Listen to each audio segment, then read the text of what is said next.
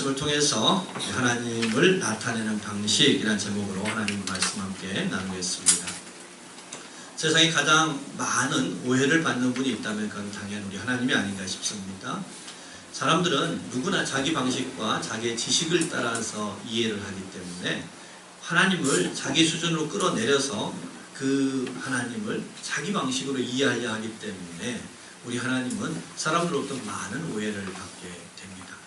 그렇게 하나님을 알아가는 여정도 실은 오해로부터 시작이 된다고 할 것 같아요. 그런데 오해가 가운데 있다가도 하나님을 알고 싶은 마음이 있어서 이제 하나님에게 나아가다 보면 첫 번째 만나는 것이 의문이죠.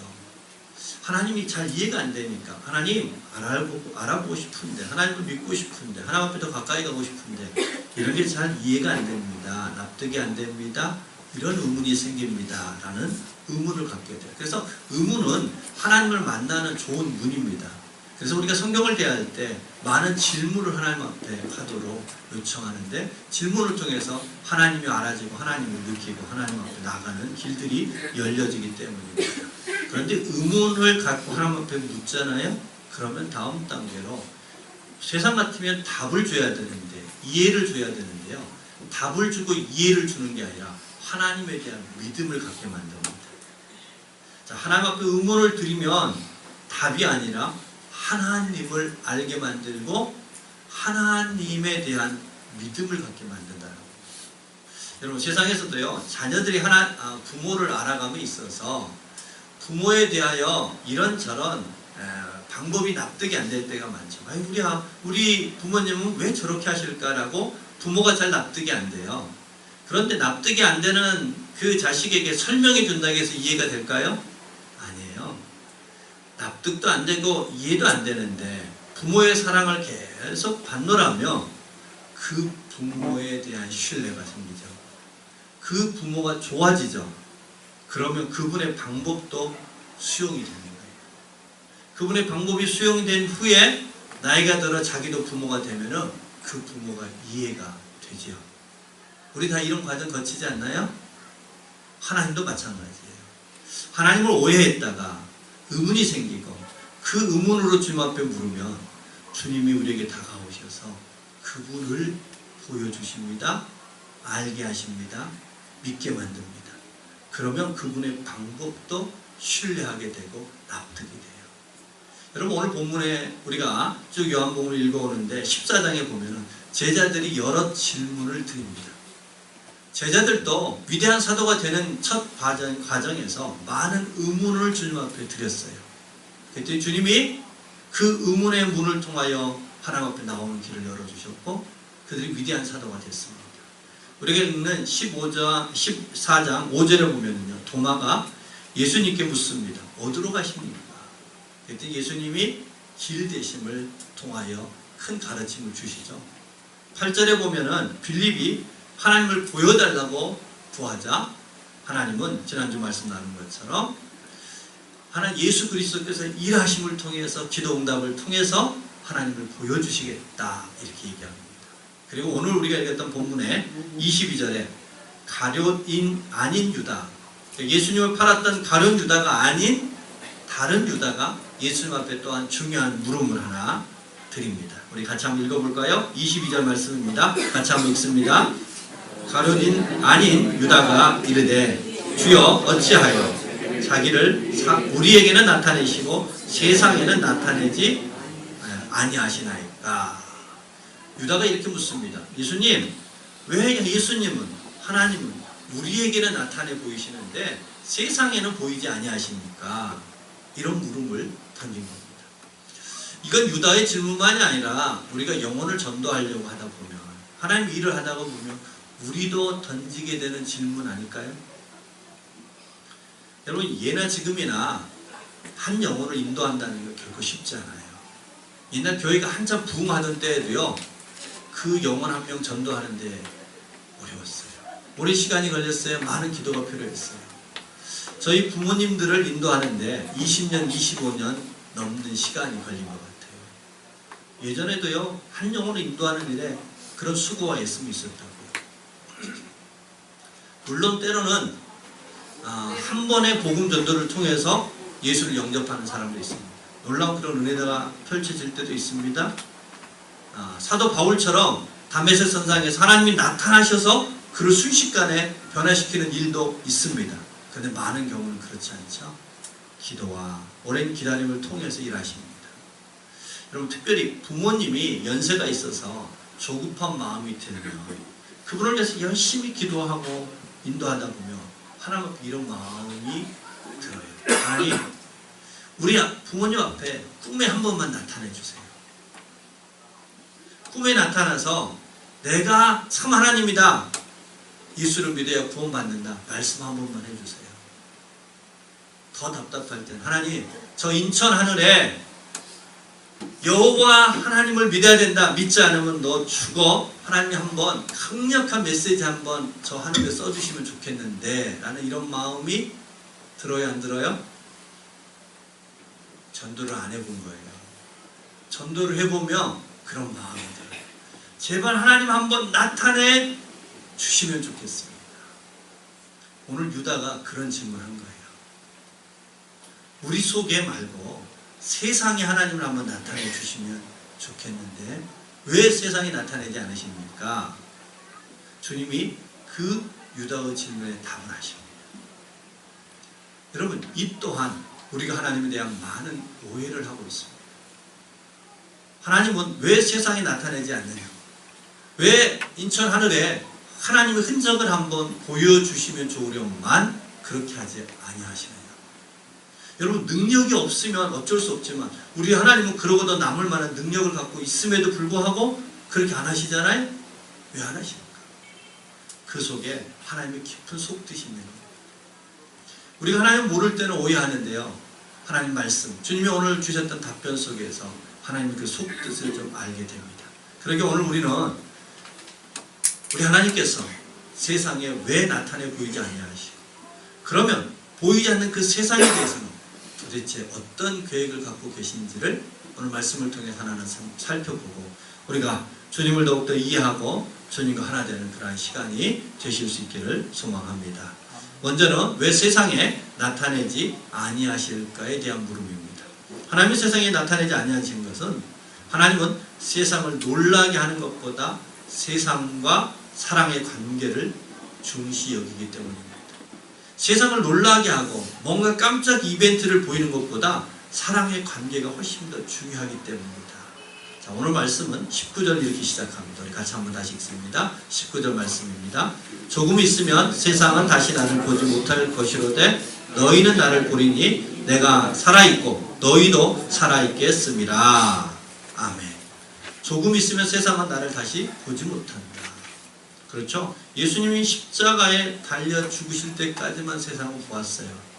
그 이후에는 세상은 예수님을 보지 못했습니다. 예수님이 죽으시고 부활하신 이후에도요, 예루살렘 광야에 나타나서 다 보인 게 아니에요. 제자들과 믿는 성도들에게만 보여주셨어요. 세상에 안 보인 거죠? 보여주지 않으셨습니다. 지금도 세상에 예수님이 보여지지 아니하였기 때문에 사람들은 예수님을 살아계신 분으로 보지 않고 2000년 전에 사제 성인으로 여기죠. 왜 예수님은 세상에 보이지 아니하실까? 그 이유에 대해서 이후에 이렇게 설명하십니다. 먼저 20절과 21절 같이 한번 읽겠습니다.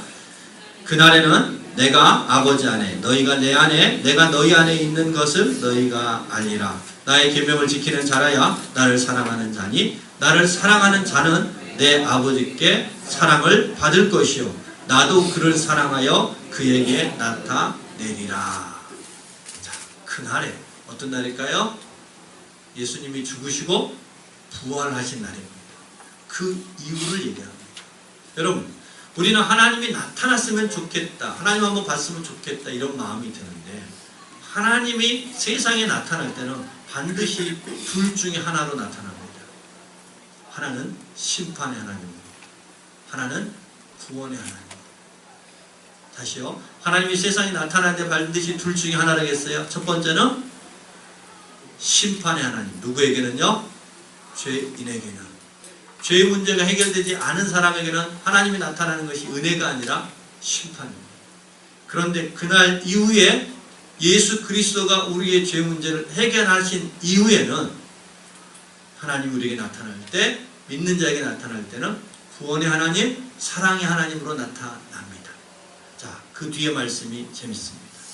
내가 아버지 안에, 너희가 내 안에, 내가 너희 안에 있는 것을 너희가 알리라. 여러분, 이전까지는 예수님 자신이 하나님 안에, 하나님이 자기 안에 있다는 것만 말씀하셨어요. 하나님과 예수님의 관계만 얘기하셨는데, 이제는 그 하나님이 우리 안에, 우리가 그 하나님 안에 있는 관계가 회복됐다, 이런 얘기입니다. 하나님과 사랑의 관계가 회복됐다. 그러기에 너희에게 나타내겠다.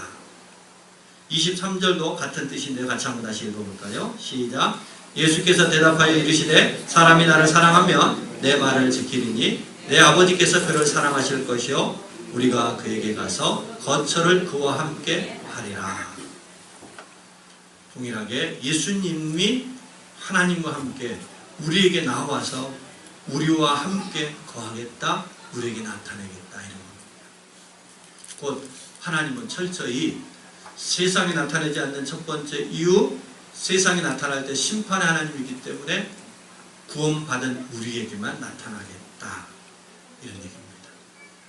자, 이렇게 얘기를 해도 여전히 우리 안에서 또 다른 한 물음이 생기는 것은, 그래도요, 하나님이 진짜 필요한 건 우리 안이 아니라 세상인 것 같습니다.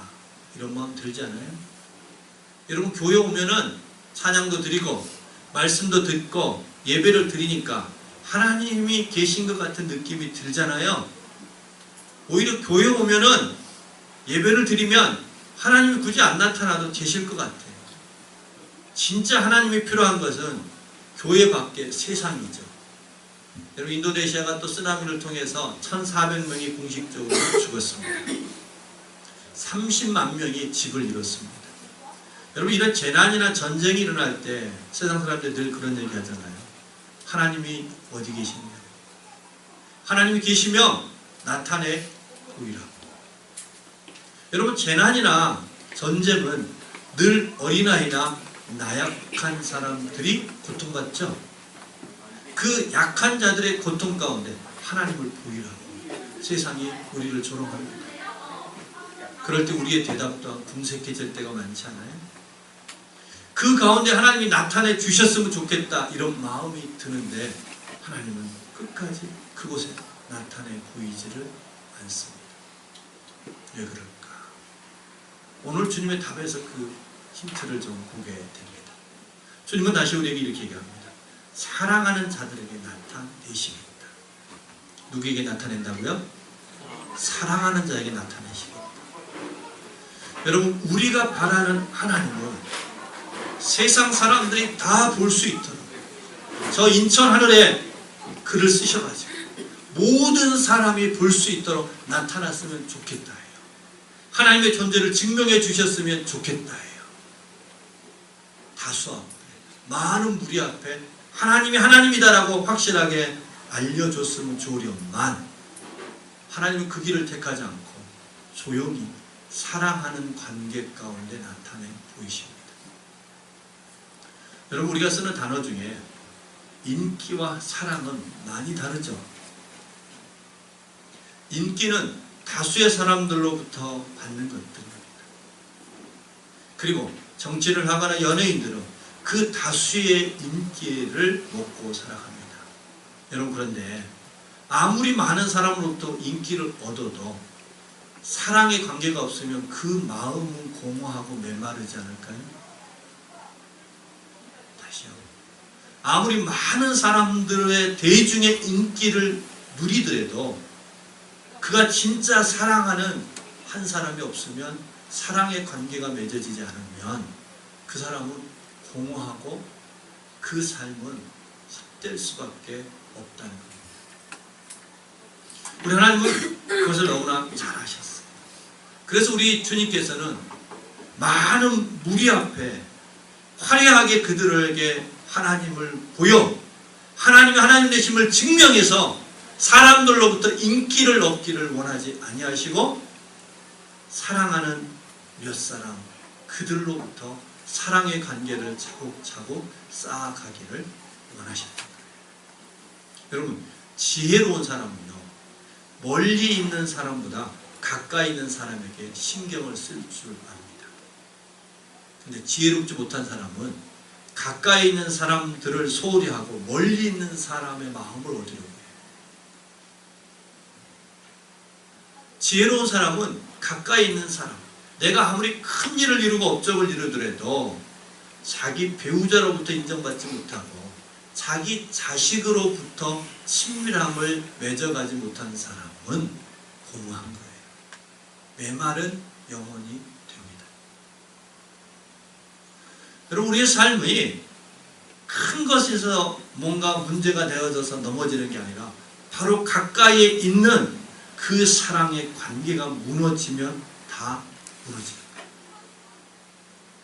그러기 우리 예수님은 철저히 대중의 힘보다 사랑의 관계를 맺은 소수의 힘을 더 귀히 여겼습니다.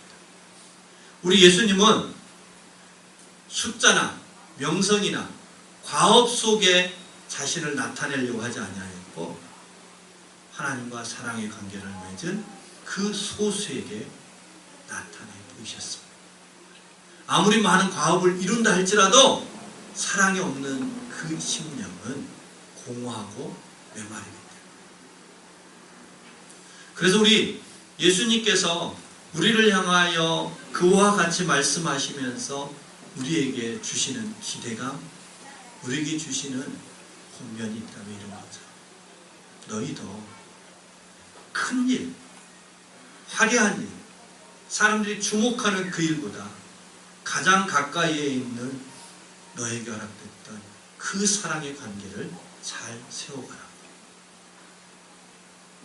큰 일을 하나 영혼이 공허한 사람보다 그 영혼이 고요하고 평안 가운데 그 영혼의 사랑이 가득한 사람이 하나하나 일을 행하여 가다 보면은 그 사람을 통해서 세상은 구욕해 되어질 수 있습니다. 큰 일을 하나 영혼이 공허한 사람은 그 큰 일을 공허하게 만듭니다.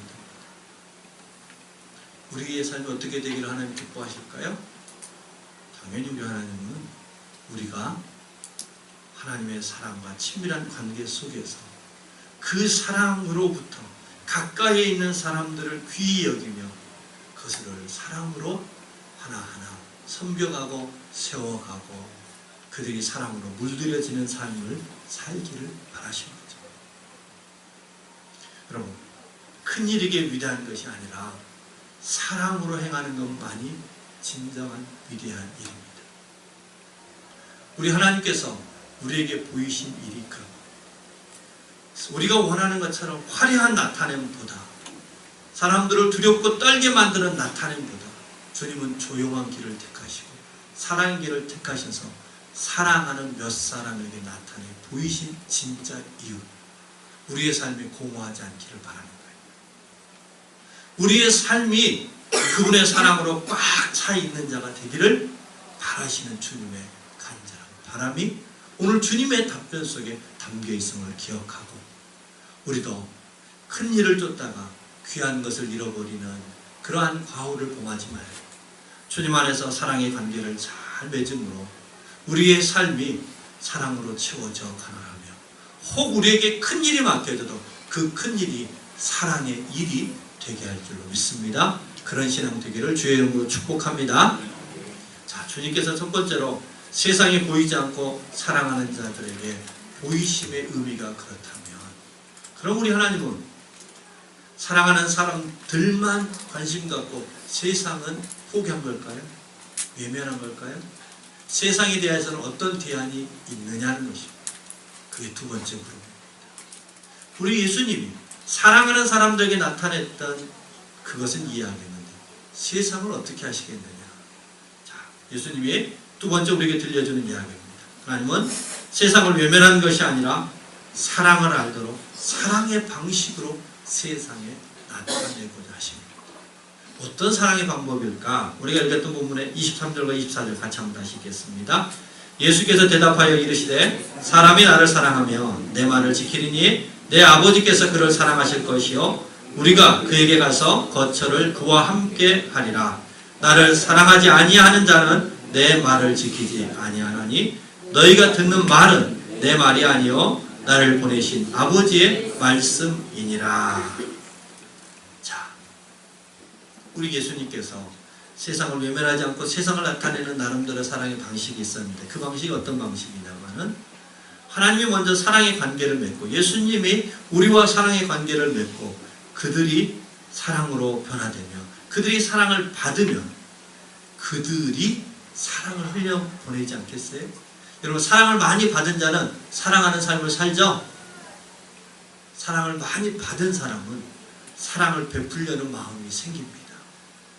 예수님은 그 길을 택했다는 거예요. 내가 사랑할 거고 그 사랑을 받은 자들은 그 또한 하나님을 사랑하기에 하나님을 사랑하는 자는 하나님의 뜻대로 살고 싶은 말씀대로 살려는 삶을 살 것이다. 바로 사랑하는 사람들이 말씀을 따라 살아가는 그 길을 통해서 하나님을 세상에 보이시겠다 이런 겁니다. 여러분, 그런데 이해는 되었는데 여전히 우리 안에서 받아들여지지 않는 한 가지예요. 하나님이 언제요? 하나님의 그 강력한 힘으로 한번 나타내 보이시면 될 것을 왜 굳이 우리를 통해서 하시나요? 우리 연약함, 아니 우리가 선 것 같다가 넘어지고 그 사람은 성숙한 것 같다가 그 사람이 정말 하나님의 사람인 것처럼 믿었는데 그 사람 위해서 발등 찍히는 일이 한두 번이 아닌데 그를 믿고 나 같은 연약한 사람을 믿고 나를 통해서 하나님을 나타내시겠다고요? 하나님이 하시는 게 훨씬 더 효율적이고 강력한데 왜 나를 통해서 하시나요? 또 묻게 되지 않아요? 근데 가만히 물으면 하나님이 느껴져요. 하나님이 알게 돼요. 하나님의 그 깊은 마음이 헤아려져요. 자, 여러분, 하나님이 인천 하늘에 나타나서 너희 10월 14일 날 가까운 교회 가지 않으면 애굽에서 애굽 사람들을 쳤던 것처럼 내가 너희 가정을 칠 거야 라고 말씀하시면 많은 사람들이 그리고 그거에 대한 증거를 보여주면 10월 14일 날 인천에 있는 교회에 가득가득 찰까요? 안 찰까요? 차겠죠. 자, 그런데 그 사람들은 왜 교회 갔을까요? 무엇 때문에 교회를 가요? 하나님을 믿어서 갈까요? 하나님을 사랑해서 갈까요? 두려워서 갈까요? 사랑해서 갈까요? 하나님 앞에 굴복한 걸까요? 굴복한 거예요. 우리 하나님은 우리를 굴복시키기를 원치 않으십니다. 우리 하나님은 우리를 굴복시킬 만한 족한 힘이 있지만 굴복시키는 것을 원치 않으세요. 부모가 자녀를 양육함에 있어서 그 나약한 자녀를 양육할 때 예를 들어 너 말 안 들으면 밥 안 줘. 그럼 말 들을까요? 안 들을까요? 듣죠. 약한 애들 입장에서 살려면 듣죠. 근데 그것은 사랑으로 기르는 거예요? 굴복하도록 기르는 거예요?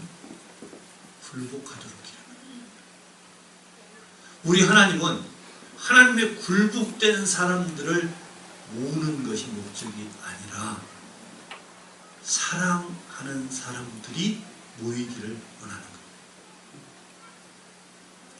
하나님 앞에 굴복당한 사람은요, 반드시 그들 또한 세상에서 굴복시키는 삶을 살 겁니다. 하나님을 믿어도, 하나님을 알아도 하나님 앞에 그분의 사랑에 의하여서 내가 사랑의 관계로 그분을 믿고 그분을 따르는 게 아니라 굴복된 신앙은 사람을 굴복시키는 삶을 살게 돼요. 굴복만 시킬까요? 아니요. 하나님의 그 강한 힘, 그 하나님에 의하여 굴복됐기에 사람을 향하여는 굴복시키려 할 거고요. 그 하나님의 힘을 가져서 자기의 욕망을 채우는 데 쓰려고 합니다. 하나님에 대해서는 마저 우리 하나님 엄청 능력이 많지 힘이 세지 그 힘 빌어서 자기 욕심을 채우는 데 쓰려고 할 거고 자기가 힘을 갖는 만큼, 높아진 만큼 자기보다 약한 사람을 굴복시키는 삶을 살아가게 된다. 우리 하나님은 그걸 원치 않으시고, 우리 하나님은 사랑으로 우리 사람들을 사랑으로 끌어안고 사랑으로 그들을 하나하나 새롭게 만들어가는 사랑의 하나님이기를 원하셨지, 굴복시키는 하나님이 되기를 원치 아니하셨기에 바로 우리 같은 연약한 자들을 통하여 사랑의 마중물을 세상에 붓기를 원하십니다. 여러분, 우리나라에 생태축제라는 이름으로 연간 86개의 축제가 일어나고 있습니다. 생태축제로서 화천의 유명한 산천어 축제, 한평 나비 축제, 또 주문진의 오징어 축제 등이 있어요. 여러분, 생태축제는 두 단어가 결합되어 있죠. 생태와 축제가. 그런데 어느 단어에 강조점을 둘까요? 생태일까요? 축제일까요? 우리나라에서 일어나는 86개의 생태축제들의 양상은 생태의 강조점이 있을까요? 축제의 강조점이 있을까요? 축제에 있습니다. 생태를 사람들의 유희의 도구로 쓰는 축제에다가 방점을 찍습니다. 화천에 가장 유명하고 지방축제 중에 성공적인 케이스로 꼽는 화천의 산천어 축제는 요만한 얼음이 깔려있는 그 냇가에 산천어를 76만 마리를 풀어놓습니다. 전국의 30개 양어장에서 1년 동안 키웠던 산천어를 축제 구간에 풀어놓습니다. 그리고 조그마한 얼음구멍을 내서 거기로 낚시를 하게 합니다. 낚시에 입질을 잘할 수 있도록요, 며칠간 산천어에게 양식을 주지 않아서 굶겨요. 그리고 그 좁은 공간에 76만 마리를 집어넣고 위에는 수만 명의 사람이 발길을 내디디니까 그 얼음 속에 갇혀있는 산천어들이 얼마나 스트레스를 많이 받겠어요. 그리고 낚시를 전문적으로 잘하는 사람은 고기를 별로 상하지 않게 낚아요. 근데 낚시 기술이 없으면 고기에 상처를 많이 내요. 그래서 그 얼음 밑에 있는 수많은 산천어들이 낚시에 찔려 상처와 수많은 감염들을 입게 돼서 산천어 축제가 끝나고 나면 이 얼음판 밑에 수만 마리의 산천어 무덤이 된다고 합니다. 이게 생태축제의 단면인 거죠. 한평 나비축제도요, 원래 나비가 자연스럽게 부화하는 때보다 앞당겨서 인위적으로 부화를 시켰기 때문에 날씨가 추워서 밖에 내놓으면 잘 날아다니지를 않는데요. 그리고 축제가 끝나면 한평 나비축제에 부화했던 나비들은 거의 다 죽는다. 이러한 실태를 고발하고자 서울대 천명선 교수는 이런 축제를 인간이 동물에게 행하는 폭력적인 축제다 지적한 바가 있어요. 그래서 올해 주문진에서 이루어지는 오징어 축제에 새로운 프로그램이 들어갔습니다. 오징어 과학 콘서트라는 제목으로 오징어가 얼마나 신비한 동물인지를 알게 만들고, 그리고 오징어를 잡을 때 오징어가 얼마나 고통스러워하는지 그 고통을 알게 만드는 오징어 과학 콘서트를 준비를 했어요. 그리고 오징어 축제의 가장 하이라이트인 맨손으로 오징어 잡기 숫자를 반으로 줄였습니다. 잘했죠? 진일보한 거죠. 그런데 주문진 주민들이 반대하고 났어요. 그러면 사람들이 와서 그것을 듣고 보고 나면 다음부터 주문진 오징어 축제의 인파가 줄어들 것을 걱정해서 오징어 과학 콘서트를 취소를 시켰고요. 9회만 하기로 했던 맨손 오징어 잡이를 16회로 다시 늘려서 오래 진행합니다. 제가 이 글을 읽으면서 마치 생태 축제가 내가 하나님을 대하는 모습과 어쩜 이렇게 닮아있나 이런 생각을 했어요. 생태 축제는 내게 허락했던 생태의 귀함을 알고 감사를 표하며 그 생태와 더불어 살아갈 수 있는, 그 생태를 잘 가꾸는 마음을 새롭게 하는 축제가 생태 축제일 텐데, 생태를 더 훼손하는 축제가 생태 축제가 된 것처럼 우리 하나님이 우리에게 주시는 그 사랑, 하나님의 마음은 큰데 나타내는 것보다, 유명세를 떨치는 것보다, 과업과 성취를 이루는 그것보다 우리 하나님은 나에게 나타내셔서 나와 사랑의 관계를 맺는 것을 훨씬 더 귀하게 여기시는데, 나는 그 하나님을 세상에 나타내서 그 하나님 앞에 세상을 굴복시키려고 하는, 하나님의 강함을 드러낸다는 미명 아래 그 하나님의 사랑을 훼손시키고 있는 신앙이 아닌가 싶은 그런 떨림이 제 마음속에 있었습니다. 저의 마음뿐일까요? 우리는 하나님을 어떻게 바라보고 있을까요? 그 하나님의 나타나심의 현장이 무엇이 되기를 기대하고 있느냐는 것. 혹 우리의 마음속에도 하나님의 사랑을 훼손시키면서 오히려 하나님 앞에 사람들을 굴복시키고자 하는 마음은 없는지, 혹은 하나님의 능력을 빌어서 내 욕망을 치우는 그분의 사랑을 훼손시키는 신앙의 여정이 되고 있지는 않은지 우리도 한번 되돌아봤으면 합니다. 우리는 다음 주에 총동원 전도 주일을 준비하고 있습니다. 하나님이 분명 예비하신 영혼들이 있으리라 믿고, 그래서 우리가 입을 벌려 그들을 초대했으면 합니다. 우리가 그들을 변화시킬 수는 없으나 하나님이 예비하신 자들을 인도하는 일에는 우리가 쓰임 받았으면 좋겠죠.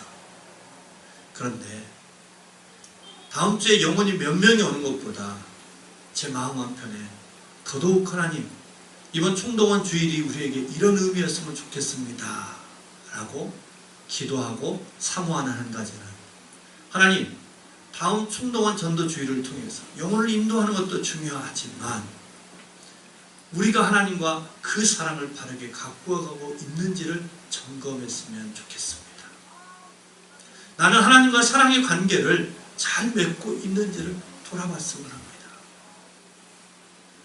여전히 나는 그 하나님의 능력으로 세상을 굴복시키려고 하고 있지 않은지, 내 탐심과 탐욕의 욕망의 도구로 쓰고 있지 않는지, 그 하나님의 사랑을 훼손시키고 있지 않는지를 돌아보는 자리가 된다 할지라도 너무너무 귀하고 복된 시간 되지 않을까요?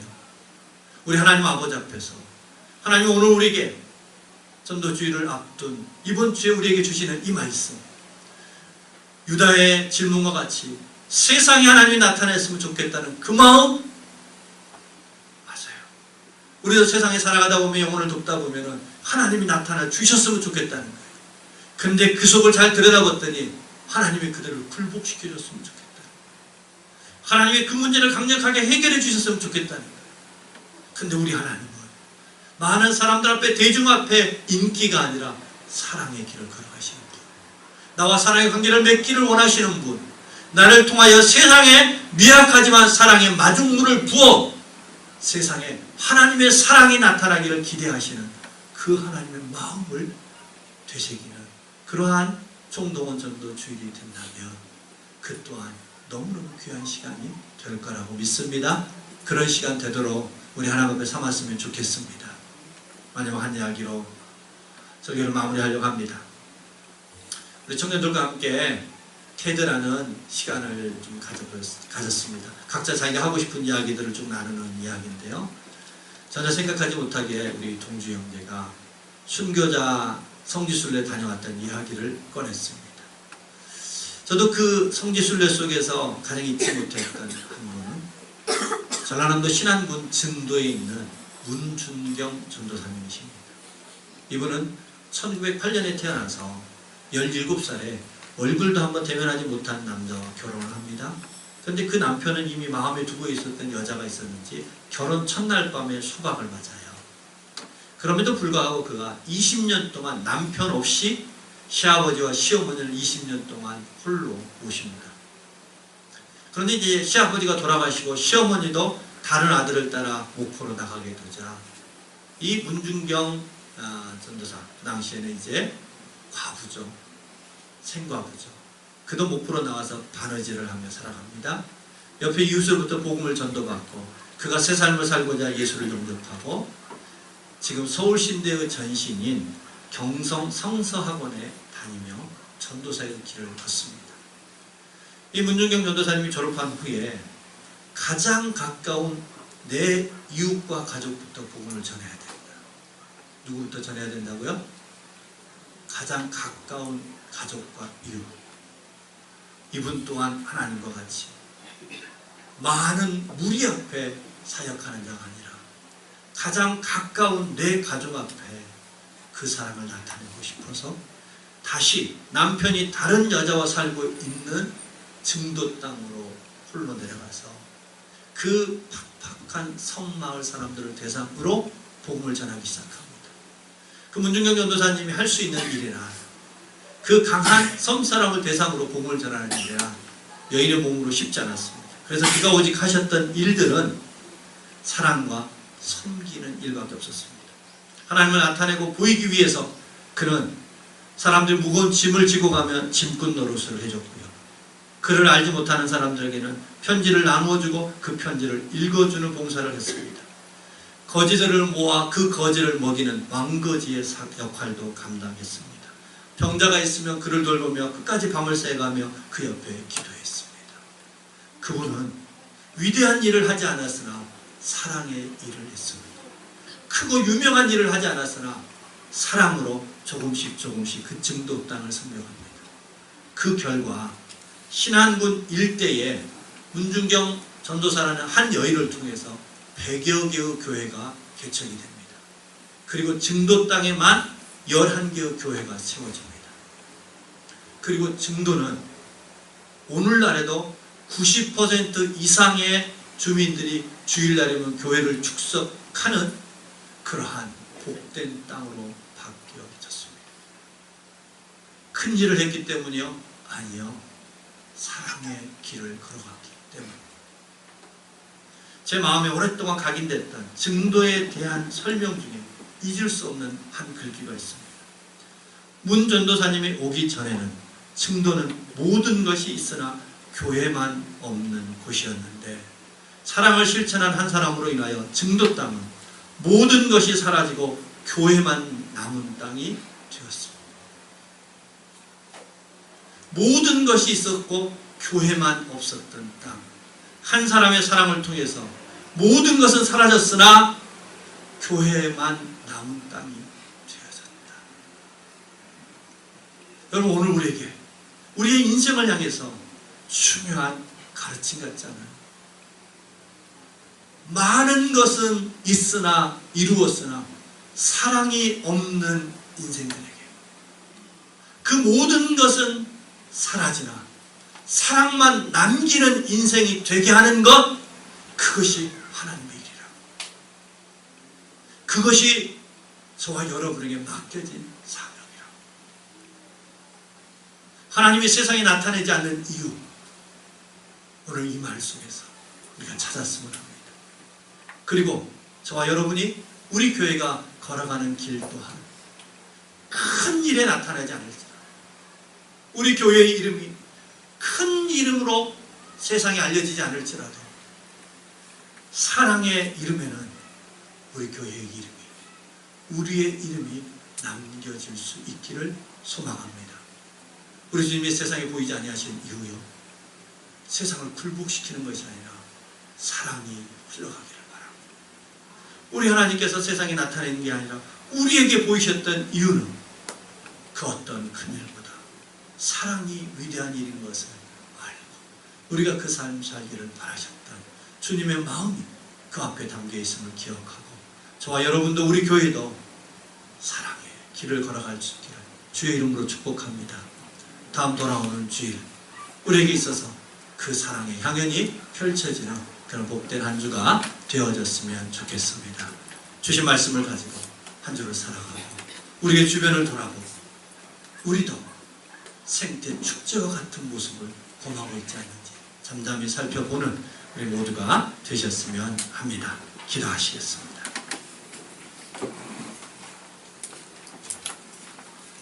이 시간 기도할 때 하나님, 내가 이렇게 하나님을 오해했습니다. 나는 하나님을 나타냈으면 좋겠고 그래서 세상을 굴복시켰으면 좋겠고 세상이 하나님 앞에 두려워 떨었으면 좋겠다는 마음 많았는데 또 큰 일을 이루는 일에 내 마음을 쓰기를 원했는데 우리 주님의 진짜 마음은 사랑의 관계를 맺고 세상에 사랑의 마중물을 붓기를 원하셨던 주의 마음인 것을 알았습니다. 이제 내가 그 주님 따르고 싶습니다. 그 주님과 함께 살아가며 사랑의 마중물을 부을 줄 아는 삶 살아갈 수 있도록 도와주시옵소서. 우리 말씀을 기억하시면서 하나님 앞에 함께 간구하는 시간 되었으면 합니다. 기도합니다.